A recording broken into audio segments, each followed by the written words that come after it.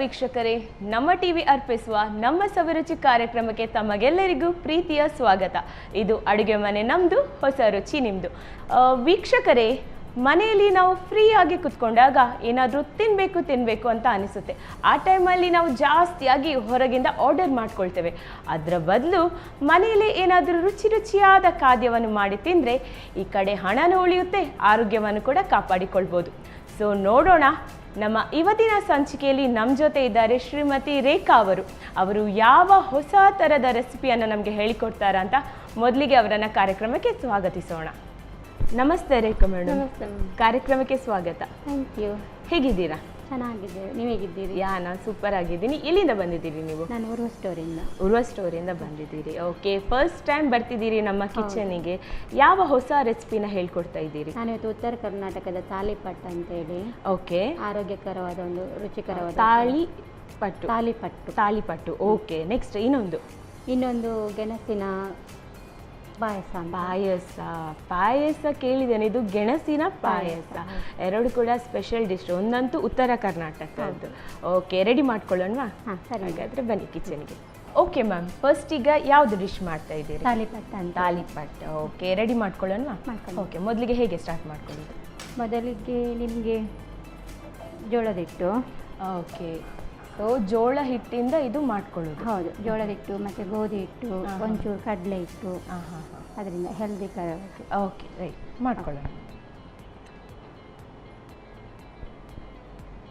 ನಾನು ಅರ್ಧ bowl ತೊಗೊಂಡಿದ್ದೇನೆ. Okay, so quantity ಈಗ ನೀವು ಅರ್ಧ ಬೌಲ್ ತೊಗೊಂಡಿದ್ದೇನೆ. ಓಕೆ, ಈಗ ಅದರಷ್ಟೇ ಒಂದು ಗೋಧಿ ಹಿಟ್ಟನ್ನು ತಗೊಂಡಿದ್ದೇನೆ, ಅರ್ಧ ಬೌಲನ್ನು. ಸೊ ಸರಿ ಪ್ರಮಾಣ ತಗೊಳ್ಬೇಕು, ಗೋಧಿ ಸರಿ ಪ್ರಮಾಣ, ಜೋಳದ ಹಿಟ್ಟು. ಓಕೆ, ಸ್ವಲ್ಪ ಹೆಚ್ಚು ಕಡಿಮೆ ಆದರೂ ನಡೀತದೆ, ಬಟ್ ಆದರೆ ತಗೊಳ್ಳೋ.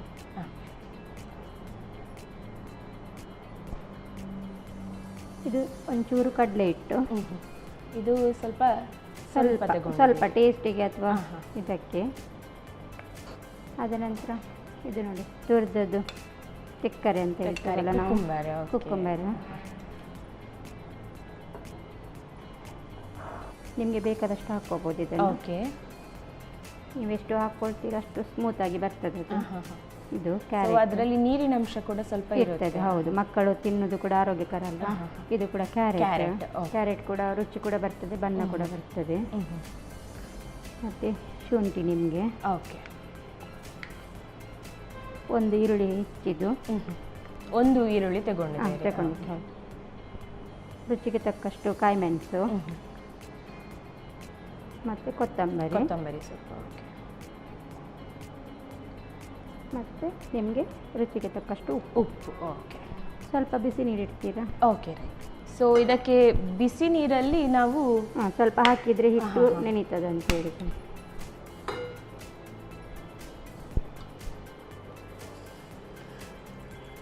ಸಾಕಾ? ಸಾಕು.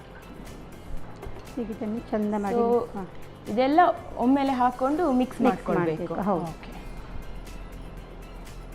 ಇದು ಉತ್ತರ ಕರ್ನಾಟಕದ್ದು ಡಿಶ್ ಅಂತ ಹೇಳಿದ್ರಿ ನೀವು. ಬೇಸಿಕಲಿ ಮ್ಯಾಮ್ ಅಂದರೆ ಮಂಗಳೂರವರ ಇಲ್ಲದ್ರೆ? ಇಲ್ಲ, ನಾನು ನಿಜವಾಗ್ಲೂ ಹೇಳ್ಬೇಕಂದ್ರೆ ಉತ್ತರ ಕರ್ನಾಟಕದವಳೆ. ನಾವು ಇಲ್ಲಿ ಬಂದು ಇರೋದು ಮಾತ್ರ ಕೆಲಸಕ್ಕೋಸ್ಕರ.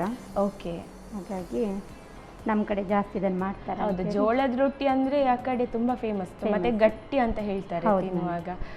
ಇದು ಆರೋಗ್ಯಕ್ಕೆ ಕೂಡ ತುಂಬ ಉತ್ತಮ. ಹೌದು, ಅಂದರೆ ಇದನ್ನು ತಿನ್ನೋದ್ರಿಂದ ಶುಗರ್ ಅಂಶ ಎಲ್ಲ ಕಡಿಮೆ ಆಗ್ತದೆ, ಫ್ಯಾಟ್ ಬರೋದಿಲ್ಲ, ಮತ್ತೆ ಆರೋಗ್ಯಕರವಾಗಿರ್ತದಲ್ಲ. ಅಲ್ಲಿಯವರು ಆ್ಯಕ್ಚುಲಿ ಎಲ್ಲರೂ ಸ್ಟ್ರಾಂಗ್ ಇರ್ತಾರೆ. ಹೌದು. ಸೊ ನೀವು ಮಂಗಳೂರಿಗೆ ಬಂದು ಎಷ್ಟು ವರ್ಷ ಆಯಿತು? ನಾನು ಆ್ಯಕ್ಚುಲಿ ಸಣ್ಣದಿಂದನೇ ಇಲ್ಲೇ ಇದ್ದೇನೆ ಮಂಗಳೂರಲ್ಲಿ. ಅಂದರೆ ನಿಮ್ಮ ನೇಟಿವ್ ಬಂದುಬಿಟ್ಟು ಉತ್ತರ ಕರ್ನಾಟಕ? ಅದು ಊರು ಮಾತ್ರ ಕರ್ನಾಟಕ, ಬಟ್ ನಾನು ಬೆಳೆದಿರೋದೆಲ್ಲ ಆ್ಯಕ್ಚುಲಿ ಬೆಂಗಳೂರಲ್ಲೇ. ಇಲ್ಲೇ? ಓಕೆ, ಸ್ವಲ್ಪ ಸಾಕೆಷ್ಟು ಆಫ್ ಮಾಡುವ.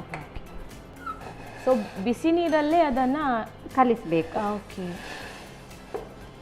ಅಂದರೆ ಸ್ವಲ್ಪ ಬಿಸಿನೀರು ಹಾಕಿದ್ರೆ ಮತ್ತೆ ನಿಮಗೆ ತಣ್ಣೀರು ಹಾಕ್ಕೊಳ್ಬೋದು. ಅಂದರೆ ಸಾಫ್ಟ್ನೆಸ್ ಬರ್ತದೆ ಅಂತ ಹೇಳ್ಬಿಟ್ಟು. ಅದರಲ್ಲಿ ಗೋಧಿ ಹಿಟ್ಟು ಮತ್ತು ಕಡಲೆ ಹಿಟ್ಟು ಇರ್ತದಲ್ಲ.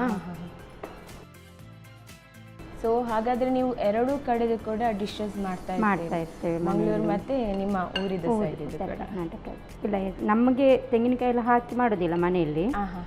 ಆದರೆ ನಮ್ಮದೇ ಜಾಸ್ತಿ ಉತ್ತರ ಕರ್ನಾಟಕದ ಅದೇ ಡಿಶ್ ಮಾಡ್ತಾ ಇರ್ತೇವೆ. ಹೌದು,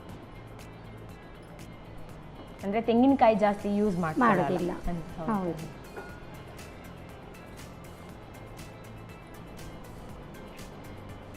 ಸೊ ನೆಕ್ಸ್ಟ್ ಇಷ್ಟು ಕಲಿಸಿದ ನಂತರ ಇದನ್ನು ಸ್ವಲ್ಪ 10 ನಿಮಿಷ ರೆಸ್ಟಿಗೆ ಬಿಡಬೇಕು. ಓಕೆ. ರೆಸ್ಟಿಗೆ ಬಿಟ್ಟ ನಂತರ ಆದ ನಂತರ ತಟ್ಟಬೇಕು ನಾವು. ಓಕೆ. ಸೊ 10 ನಿಮಿಷ ಅದನ್ನು ರೆಸ್ಟಿಗೆ ಬಿಡಬೇಕು. ಆವಾಗ ಸ್ವಲ್ಪ ಸಾಫ್ಟ್ ಕೂಡ ಬರುತ್ತೆ ನಿಮಗೆ ತಟ್ಟುವಾಗ. ಹೌದು. ಸ್ವಲ್ಪ ಇದಕ್ಕೆ ತುಪ್ಪ ಹಾಕುವ, ಇಲ್ಲಾಂದ್ರೆ ಎಣ್ಣೆ ಕೂಡ ಆದಿತ್ತು. ತುಪ್ಪ ಇಲ್ಲಾದ್ರೆ ಎಣ್ಣೆ ಯಾವುದು ಕೂಡ ಆದಿತ್ತು. ನಾವು ನಮ್ಮ ಅಡುಗೆ ಮನೆಯಲ್ಲಿ ಬಳಸ್ತೇವೆ ಕೇಸಿ ಶುದ್ಧ ಹಸುವಿನ ತುಪ್ಪ. ಸಾಕಾ? ಸಾಕು. ಸೊ ಹಾಫ್ ಕಪ್ ನೀವು ತಗೊಂಡಿದ್ದೀರಿ, ಅರ್ಧ ಕಪ್. ಅದರಲ್ಲಿ ಎಷ್ಟು ಜನ ಅಂದರೆ ತಿನ್ಕೊಳ್ಬೋದು? ಅಂದರೆ ಈಗ ನಾನು ಮಾಡಿರೋದು ಇಲ್ಲಿ ತೋರಿಸ್ಲಿಕ್ಕೋಸ್ಕರ ಅಂತೇಳಿ ಸ್ವಲ್ಪ ಕ್ವಾಂಟಿಟಿ, ಅಂದರೆ ಜಾಸ್ತಿ ಕ್ವಾಂಟಿಟಿ ಅಂದರೆ ಜಾಸ್ತಿ ಕೂಡ ತಗೊಳ್ಬೋದು. ನಮಗೆ ಬೇಕಾದ ಹಾಗೆ ಮನೆಯಲ್ಲಿ ಜನದ ಮೇಲೆ ಡಿಪೆಂಡ್. ಓಕೆ. ಈಗ ನಾನು ತಗೊಳ್ಳೋದ್ರಲ್ಲಿ ಇಬ್ಬರು ತಿನ್ಬೋದು. ಅಂದರೆ ಹಾಫ್ ಅಂದರೆ ಒಂದೊಂದು ಕಪ್ ಸ್ವಲ್ಪ ಜಾಸ್ತಿ ಬೀಳ್ತದೆ. ಮತ್ತೆ ತರಕಾರಿ ಎಲ್ಲ ಮಿಕ್ಸ್ ಆಗ್ತದೆ, ಆಗ ಸ್ವಲ್ಪ ಜಾಸ್ತಿ ಆಗ್ತದೆ. ಒಂದು 5 ರಿಂದ 6 ಬರ್ತದೆ, ತಟ್ಬೋದು. ಈಗ ನೋಡಿ, ಇದು ನೆಂದಿದೆ. ಓಕೆ. 10 ನಿಮಿಷ ಬಿಟ್ಟಿದ್ವಲ್ವಾ, ಸ್ಮೂತ್ ಆಗಿದೆ. ಈಗ ಇದನ್ನು ನಾವು ತಟ್ಕೊಳ್ಬೋದು. ಓಕೆ. ಈಗ ಹಾಗಾದರೆ ತವ ಇಡ್ತೀರಾ? Okay, right. ಗ್ಯಾಸ್ ಆನ್ ಮಾಡಲಾ? ಆನ್ ಮಾಡಿ. ಈಗ ಇದಕ್ಕೆ ಇದು ಕವರ್ ಒಂಚೂರು ಎಣ್ಣೆ ಹಚ್ಕೊಂಡ್ಬಿಟ್ಟು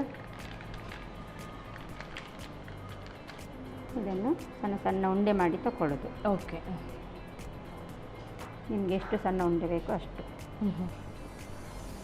ಮತ್ತು ಹೀಗೆ ತಟ್ಟಬೇಕು.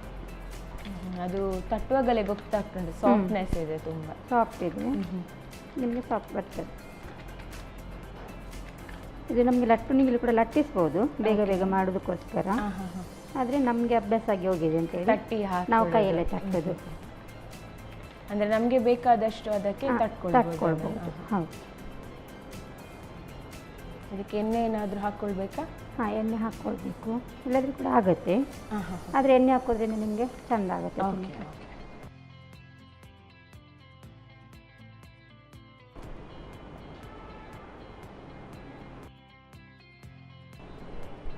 ಬಿಸಿಯಾಗಿದೆ ಅಲ್ಲ?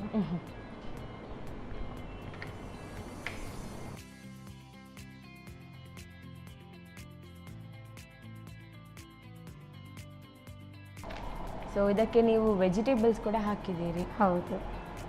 ನೀವು ಇದನ್ನು ಯಾವ ಟೈಮಲ್ಲಿ ತಿನ್ಕೊಳ್ತೀರಾ? ಅಂದರೆ ಬ್ರೇಕ್ಫಾಸ್ಟಿಗೆ ಮೇಡಮ್, ಇಲ್ಲಾಂದರೆ ಊಟದ ಟೈಮ್? ಇಲ್ಲ, ನಾವು ಆ್ಯಕ್ಚುಲಿ ಇದನ್ನು ಬ್ರೇಕ್ಫಾಸ್ಟಿಗೆ ಮಾಡ್ತೇವೆ, ಮಕ್ಕಳದು ಟಿಫಿನ್ ಬಾಕ್ಸಿಗೆಲ್ಲ. ಅಂದರೆ ಬೆಳಿಗ್ಗೆ ತಿನ್ನೋದ್ರಿಂದ ಸ್ವಲ್ಪ ಗಟ್ಟಿ ಕೂಡ ಇರುತ್ತೆ, ಮಧ್ಯಾಹ್ನವರೆಗೆ ಅವರಿಗೆ ಸ್ಕೂಲಲ್ಲಿ ಕೂಡ ಆಗ್ತದೆ. ನೈಟ್ ಹೊತ್ತಲ್ಲಿ ಕೂಡ ಮಾಡ್ಕೊಳ್ಬೋದು, ಇದನ್ನು ಮಾಡ್ಕೋಬೋದು. ಊಟ ಬದಲು ಇದನ್ನು ಕೂಡ ಮಾಡಿ ತಿನ್ಬೋದು ನಮಗೆ.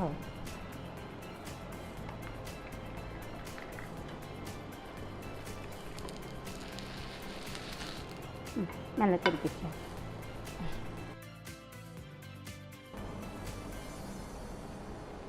ಇದು ಮಾಡಬೇಕಾ? ತಿರುಗಿಸಿ. ಎಷ್ಟು ದೊಡ್ಡ ಬೇಕೋ ಅಷ್ಟು ದೊಡ್ಡ ತಟ್ಕೊಳ್ಬೋದು. ಓಕೆ. ಎಣ್ಣೆ ಹಾಕಬೇಕಂತಿಲ್ಲ ಮೇಲೆ, ಹಾಗೆ ಡ್ರೈ ಕೂಡ ಮಾಡ್ಕೊಳ್ಬೋದು. ಹೌದು. ಆಲ್ರೆಡಿ ನಾವು ಅದರಲ್ಲಿ ತುಪ್ಪ ಸೇರಿಸ್ತಿರ್ತೇವೆ, ಅದರಲ್ಲಿ ಇರ್ತದೆ ಎಣ್ಣೆ.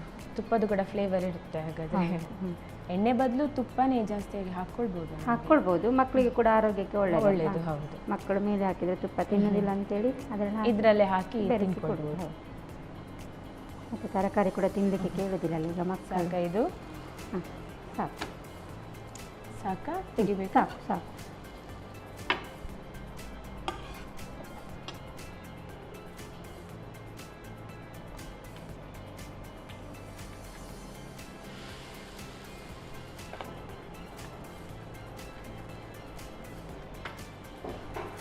ಆ್ಯಕ್ಚುಲಿ ನಮಗೆ ಮನೆಯಲ್ಲಿ ಬೆಳಿಗ್ಗಾಗುವಾಗ ಟೆನ್ಷನ್, ಅಂದರೆ ಏನು ಮಾಡ್ಕೊಳ್ಳೋದು ಬ್ರೇಕ್ಫಾಸ್ಟಿಗೆ ಅಂತ. ರಾತ್ರಿಯೇ ಟೆನ್ಷನ್ ಸ್ಟಾರ್ಟ್ ಆಗಿರುತ್ತೆ. ಹೌದು. ಈ ಥರ ಎಲ್ಲ ರೆಸಿಪೀಸ್ ಗೊತ್ತಿದ್ರೆ ಅಂದರೆ ಈಸಿಯಾಗಿ ಮಾಡ್ಕೊಳ್ಬೋದು.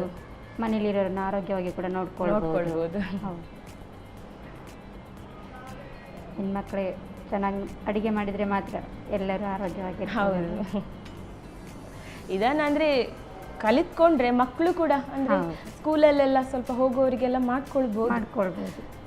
ಈಸಿ ಅಂದ್ರೆ ಕುಕ್ಕಿಂಗ್ ನಾವು ಕಲಿತ್ರೆ ತುಂಬಾ ಒಳ್ಳೇದು ಅಂತ. ನೋಡಿ ಬೆಂದಿದೆ. ಓಕೆ, ಈಗ ತೆಗಿ. ಓಕೆ, ಗ್ಯಾಸ್ ಆಫ್ ಮಾಡ್ಕೊಳ್ಳೋಣ. ಸರ್ವ್ ಮಾಡ್ಕೊಳ್ಳಿ.